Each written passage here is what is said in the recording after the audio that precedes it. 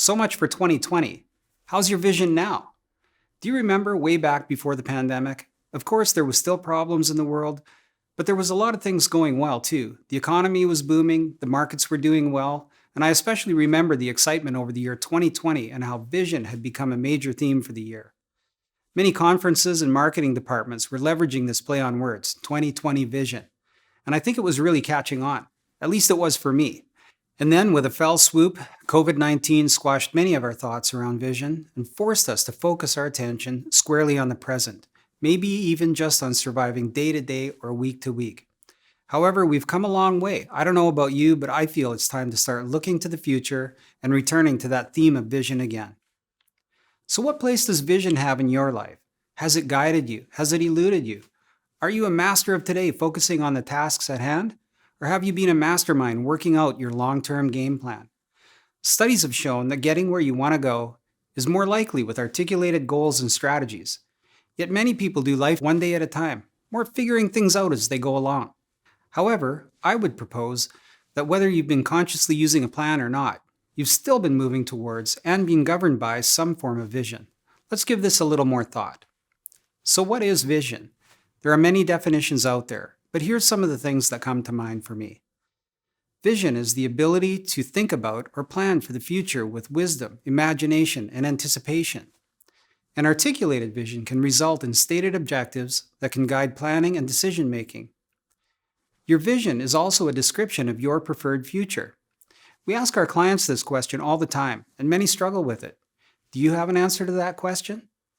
If you struggle to articulate your vision, maybe this will help. Much like vision was a strong theme for 2020, the question why has been a strong theme over the last decade or so. In fact, there was a book written by Simon Sinek back in 2009 called Starting with Why.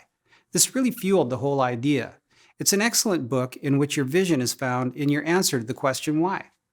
I particularly enjoyed his use of the story of the Wright brothers who built the first successful airplane.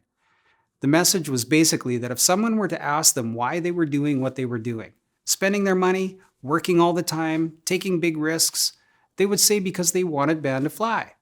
This was their vision. This was their why. Very compelling indeed. In fact, a why that many others embraced, causing them to join in their efforts and help them to eventually succeed. So maybe you don't think you have a vision, and you might even dislike being asked what your vision is. But if I were to walk up to you as you were working on something and purposefully allocating your time and resources and ask you, why are you doing these things? I'm sure some answers would come to mind. In fact, maybe there's some answers coming to mind for you now.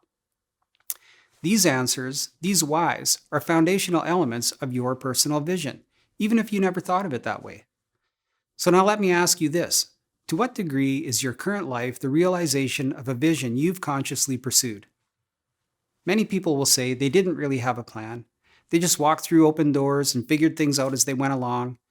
And that's how they achieved what they have done so far. I think it's important to clarify that what they're talking about is more strategy than vision. Following a master plan or winging it day by day, they were still doing what they were doing, going to work every day, allocating their time and resources in a certain way, because really deep down inside they were serving their vision. This is why I think putting some effort into articulating your personal vision for the future, for your life, is worthwhile. I believe there's fulfillment in having stated things you would like to accomplish and a future you would like to experience. I think life is richer with a sense of purpose, especially if you believe you have some degree of responsibility or at least opportunity to enjoy your life and make the world a better place. You may find that you've been locked in a pattern of making money with the basic vision of eliminating stress, providing for your family, and maybe enjoying some good things in life. And that's fine, I can't criticize that. But if you believe that life is richer with a greater purpose, and especially if you become wealthy enough that those basic issues have been addressed, is it possible that there may be opportunity to imagine what your whys are now, embracing vision that could compel and enrich your life? I'll never forget meeting with a client couple and showing them that they had come to a point in life where they were retired, had enough money to cover all their needs, and expected to have a considerable amount left over. I talked about this idea of vision with them for a bit, and suddenly the wife turned to me and said, "You mean I get to dream?" This was very exciting for her, and a wonderful example of how exploring vision can bring value to your life. Your vision can include things like your vision for the relationships you have in your life with your family, friends, and the communities you're part of, who you want to be, who you want to be with, what you want to do in those circles.